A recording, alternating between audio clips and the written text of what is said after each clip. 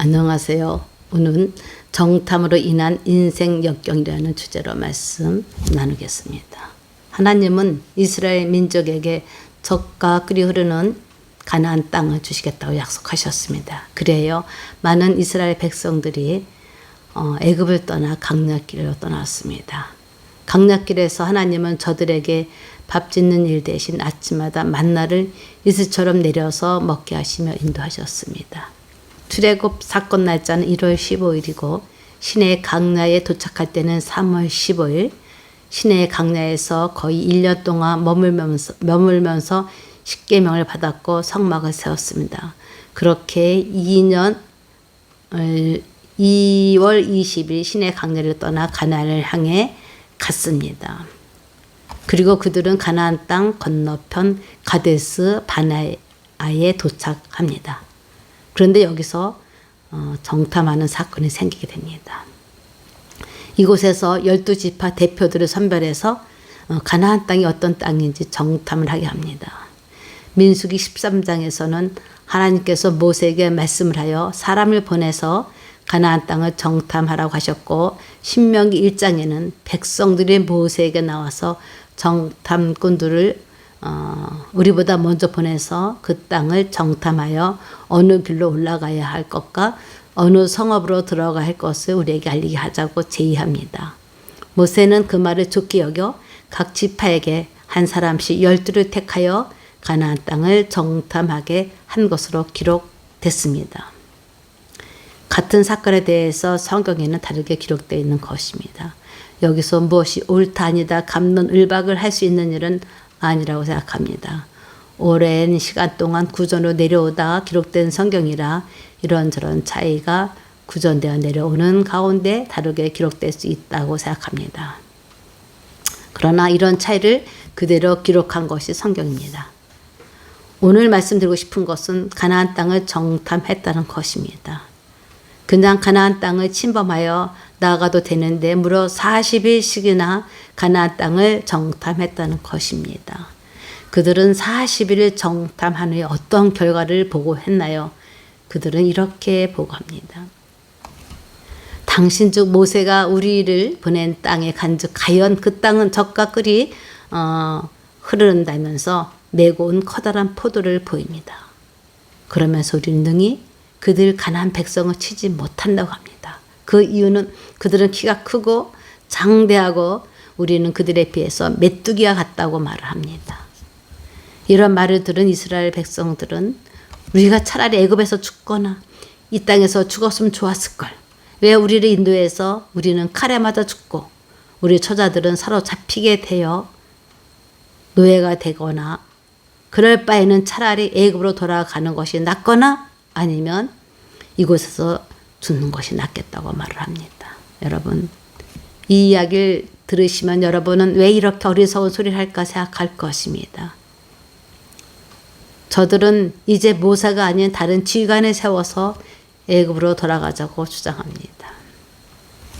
이때 정탐을 같이 했던 갈렙이 옷을 찢으면서 여호와를 거역하지 말라, 또 그 백성을 두려워하지 말라, 하나님이 우리와 함께 하시면 그들은 우리의 먹이니 그들을 두려워하지 말자고 호소합니다. 그러나 회중은 그를 돌로 치려고 합니다. 여러분, 이렇게 이스라엘 백성이 어리석구나, 왜 하나님을 믿지 않고 저런 생각을 하지라고 생각할 수 있을 것입니다. 이렇게 하나님이 약속하셨고 또 만나를 먹이셨고 구름기둥과 불기둥으로 인도하셨음에도 저들은 저 장대한 가나안 땅이나 성벽을 보고 놀라서 이렇게 다시 지휘관을 세워서 애굽으로 돌아가자고 합니다. 답답한 모세는 하나님께 기도합니다. 그러나 하나님은 이 백성이 어느 때까지 나를 멸시하겠느냐, 내가 그들 중에 많은 이정을 행하였으나 어느 때까지 나를 믿지 않겠느냐라고 말씀하십니다. 그러시면서 하나님은 내가 저들을 전염병으로 쳐서 죽이고 차라리 모세를 통해서 크고 강한 나라를 이루게 하리라고 말씀하십니다. 모세는 이런 하나님께 그렇게 하시면 하나님께서 이 백성을 맹세한 땅에 인도할 능력이 없어서 강에서 죽게 하셨다 하니 노하시기를 터대하시고 지금껏 이 백성을 사하신 것 같이 이 백성을 용서해 달라고 기도합니다. 그 결과 하나님은 다시 이스라엘 백성을 홍해를 따라 강내로 들어가라고 명령하십니다. 그러시면서 원망하는 이 회중들은 이곳에서 엎드러질 것이며 20세 이상 나를 원망한 자는 전부 정탐한 날수를 하루를 1년으로 쳐서 40년을 강야에서 방황하는 자가 되어 이 강야에서 엎드러질 것이라고 말씀하십니다. 즉 강야에서 죽게 될 것이라고 말씀하십니다. 결국 그들은 40년의 강야에서 머물게 하시고 그들은 그곳에서 모두 죽게 됩니다. 그러나 믿음을 가지고 가나안 땅을 정복하자고 한 갈렙과 여호수만이 가나안 땅에 들어가게 됩니다. 저는 이 말씀을 읽으면서 나의 삶을 돌아보았습니다.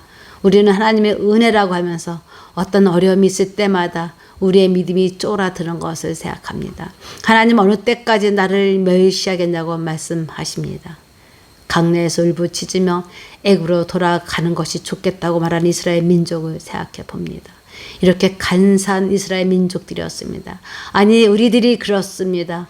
환경에 조그만 어려움이 오거나 우리가 꿈꾸고 생각하는 것들이가 다른 경우 우리는 인내하면서 하나님께 기도하기보다는 모세에게 원망한 것처럼 하나님이나 주변 사람들을 탓하며 원망합니다. 아니면 자기 자신을 원망합니다.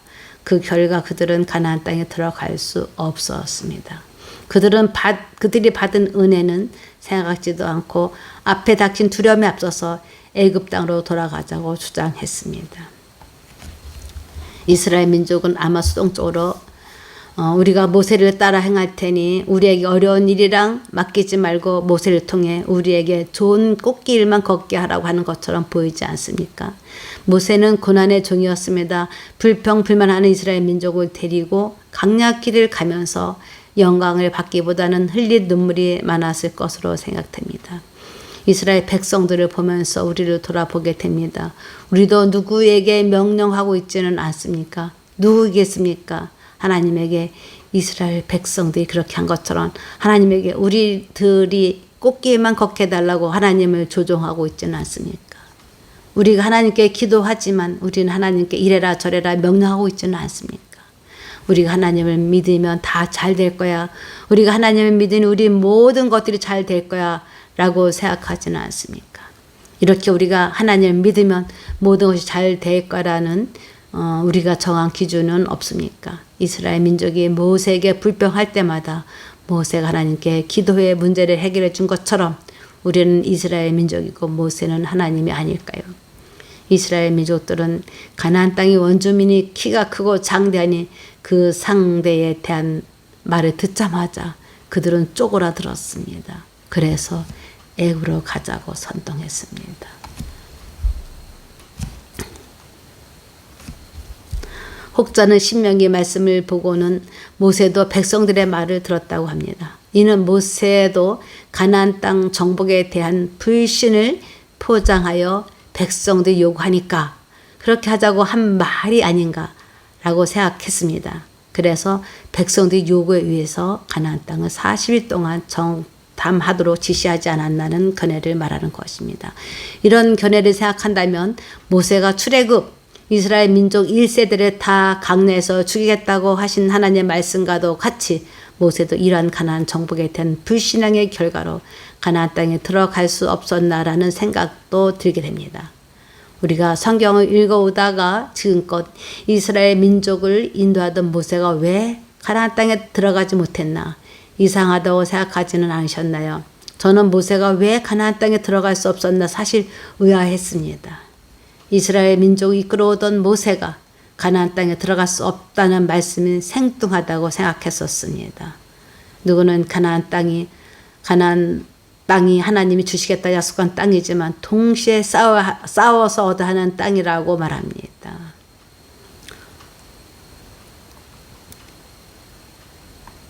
또는 다르게 이런 말을 하시는 분도 있습니다. 하나님 지금 아직 아닙니다. 먼저 계획을 세워보아야겠습니다라고 말하고 생각하신 분도 있습니다. 지금껏 하나님과 함께 하심을 믿고 오다가 정작 가나안 땅을 바라보는 지척에서 하나님, 우리가 먼저 계획을 세워보기 위해서 정탐을 하겠습니다.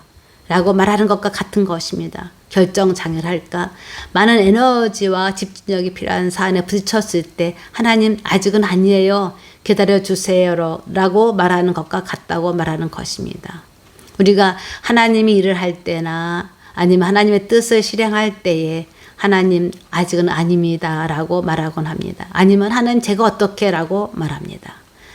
바울이 고린도 후서에서 하나님 아는 것에 대적하여 높아진 것을 다 무너뜨리고 모든 생각을 사로잡아 그리스도에게 복종하게 하니 라는 고백을 합니다. 바울이 복음을 전하면서 이렇게 고린도 후서와 같은 고백을 한 것입니다.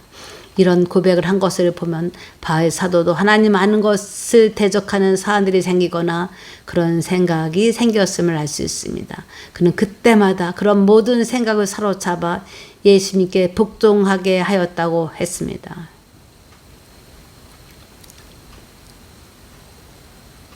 모세도 이 백성을 출애굽시켜 약속한 땅을 바라볼 때에 그의 심정도 그냥 마음이 쉽지만은 않았을 것입니다. 아무튼 모세는 백성들의 요구에 밀리는 것처럼 백성들의 요구를 받아들여 가나안 땅을 정탐하도록 했습니다. 그러나 정탐한 결과가 젖과 꿀이 흐르는 땅이라는 것을 알았지만 백성들이 애굽으로 돌아가자고 하는 빌미가 생기게 되어 이스라엘 백성들이 하나님에 대한 불신앙을 터뜨리게 되었고 저들은 불신앙으로 인해 모세가 저들을 용서해달라고 기도하는 덕분에 40년을 더 강야에서 불편한 곳, 잠자리도 불편하고 씻을 것도 부족하고 먹는 것도 만나를 먹으면서 40년을 더 버텨야 했습니다. 오늘 읽은 말씀을 통해 우리를 돌아봅니다. 우리는 이러한 세상의 어지러운 시간 사건들과 일어나는 사건들 속에서 우리는 하나님을 믿는 믿음이 흔들리지 않고 살아가고 있나 생각해 보아야 합니다. 우리는 때로 우리의 생각이 앞서서 하나님의 뜻을 의심하거나 주저하지는 않는지도 생각해 보아야 합니다. 이렇게 기적을 체험한 이스라엘 백성들은 지휘관을 세워 애굽으로 돌아가자고 했습니다. 다수가 이렇게 항의를 했습니다. 모세가 이런 백성들 인도함이 얼마나 어렵고 힘든지 이해가 갑니다. 그리고 다수의 의견이 다 옳다고 말할 수 없음도 알았습니다.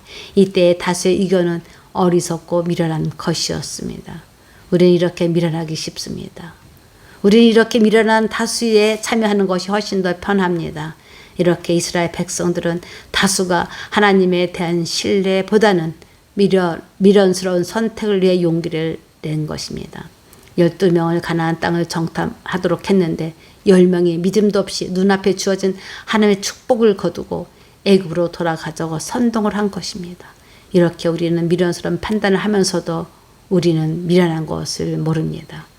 저도 살아온 삶을 돌아보면 미련스러운 선택을 하면서 세월을 아끼지 못한 일들을 되돌아봅니다. 우리가 돌아보면 좀 더 편안한 것을 찾아 안주하는 것도 봅니다. 조그만 가시덤불이나 어려움이 있어 보이면 이것을 피해 가고 싶어하는 것을 봅니다. 그 가시덤불을 피하지 않고 그 가시덤불을 밟고 넘어가면 하나님의 약속하신 젖과 꿀이 흐르는 가나안 땅이 있는 것입니다. 가시덤불을 밟을 때에는 가시에 찔려 아플 수도 있습니다. 그러나 그 가시로 인한 고통은 잠시뿐입니다만 우리는 이스라엘 백성들처럼 가시만 보지 않습니까? 한번 우리 자신을 돌아보시기 바랍니다. 우리 신앙생활도 마찬가지입니다. 그냥 다수가 하고 있는 교회 생활이 하나님이 원하는 믿음의 생활이 아닐 수 있는 것처럼 말입니다. 우리는 하나님에 대한 신뢰가 어느 정도일까에 대해 한번 돌아보셔야 합니다. 하나님을 믿음으로 요행을 바라지 않는지도 돌아보셔야 합니다. 만약 우리가 하나님을 믿음으로 요행을 바랐다면 이 시간 회개하시기 바랍니다. 우리의 속사람, 즉 우리의 중심이 어디에 있는지 한번 되돌아보셔야 할 것입니다. 우리는 조금만 불편하면 불평하고 원망하지는 않습니까? 저들은 강내에서 하루를 1년이라는 죄에 대한 보응을 받았습니다. 우리는 죄에 대한 보응하시는 하나님이라는 것을 기억해야 합니다. 구원이 있으되 우리가 죄를 짓는다면 그 죄에 대한 사탄의 참수로 보응을, 즉 어려움을 받게 된다는 것을 기억하셔야 합니다. 그리고 이웃들에게나 또 사사로운 일들에 대해 범죄하거나 말을 함에 있어서 조심하시기 바랍니다. 우리가 우리의 삶을 주님께 맡긴다면 우리는 우리의 감정대로 사사를 살 수는 없습니다. 하나님이 우리에게 무엇을 말씀하시는지, 왜 내게 이런 어려움을 겪게 하시는지 하나님께 여쭤보아야 할 것입니다.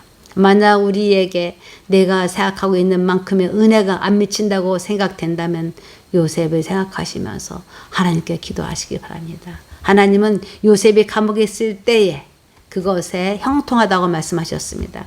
하나님은 요셉이 감옥에 있을 때 형통하다고 말씀하신 것은 요셉을 크게 들어서 쓰시기 위한 훈련이었던 것입니다. 우리의 불편이나 어려움은 우리의 죄에 대한 보응이거나 우리를 하나님의 믿음에 대한 훈련으로 더 성장시켜 하나님을 위해 사용하고자 한 것입니다. 우리는 우리의 삶에 대한 쉽게 평가하지 않았으면 합니다. 우리의 삶을 온전히 하나님께 맡기신다면 우리는 믿음 안에서 하나님의 은혜의 도우심을 받기를 위해 기도하여야 할 것입니다. 오늘 혹시 내가 다른 사람들보다 좀 더 나은 사람처럼 생각된다거나 우쭐해지는 마음이 있을 때마다 사탄이 우리를 범죄케 하는 비밀을 줄 수 있음을 아시고 그 생각을 예수님의 이름으로 물리치시기 바랍니다. 우리는 가나안 땅 앞에 다다라 있습니까? 그러면 무엇이 보입니까? 키가 크고 장대한 가나안 주민들이 보이십니까? 이때에 필요한 것이 하나님의 능력인 것입니다. 이렇게 장대한 장벽을 만났을 때에 우리가 의지할 것은 바로 하나님이신 것입니다. 애굽으로 돌아가자고 해서 거기에 사망 권세가 없는 것이 아닙니다. 우리의 삶은 사망 권세와 싸우며 사는 것입니다. 우리의 마음을 잘 정비하시기 바랍니다. 하나님께 유익만 바라는 신앙생활을 하신다면 그 자체를 다 내려놓으시기 바랍니다. 당신은 당신의 십자가를 지셔야 합니다. 그리고 그 길에 하나님이 함께 하심이 동행되어야 합니다. 우리가 이럴 때에 고난에 대해 좀 더 여유를 가질 수 있습니다. 그러나 그 고난이 나의 죄악에 대한 보응의 결과가 되어서는 안 됩니다. 우리는 결코 쉬운 인생을 살 수는 없습니다. 그리고 쉬운 인생을 살기 원하는 것이 옳은 것은 아니라고 생각합니다. 우리가 살아온 길을 돌아보면 하나님의 은혜라고 고백하시는 분들을 봅니다. 오늘 내 앞에 있는 가나안 원주민처럼 크고 장대한 원주민이 앞에 서 있다면 담담히 하나님을 믿음으로 앞으로 하나님과 함께 나아가시기를 부탁드립니다. 다 같이 기도하겠습니다. 살아계신 하나님, 우리는 질병이나 또는 다른 이런저런 어려움 앞에 서 있습니다. 그래서 우리의 마음이 여려지고 우리의 마음이 슬퍼지곤 합니다. 우리가 가난한 원주민처럼 키가 크고 장대한 저들과 맞부딪혀 싸워야 되는 문제와 직면하곤 합니다. 우리와 대화를 하시긴 원하시는 하나님, 우리에게 하나님의 비전을 알게 하시고 하나님의 뜻이 무엇인지 알게 하옵소서. 우리가 결심하고 우리가 행하는 일들이 하나님의 뜻이 아니라면 돌이킬 수 있는 지혜도 주시옵소서. 우리는 하나님의 자녀이며 하나님과 동행하며 하나님과 소통하며 살아야 합니다. 우리가 하나님과 소통하지 않는 삶을 산다면 우리로 소통할 수 있도록 기도하며 말씀을 보도록 힘을 주시옵소서. 우리의 믿음 없이는 긍휼히 여기사 힘을 주시어서 사탄 권세를 멸하는 능력도 함께 주시옵소서. 우리를 위해 십자가에 달려 피 흘리셔서 세상을 이기신 예수님이 우리를 불쌍히 여기시는 주님의 은혜에 감사드립니다. 오늘도 우리 함께 늘 함께 동행해 주시길 예수님의 이름으로 기도드립니다. 아멘.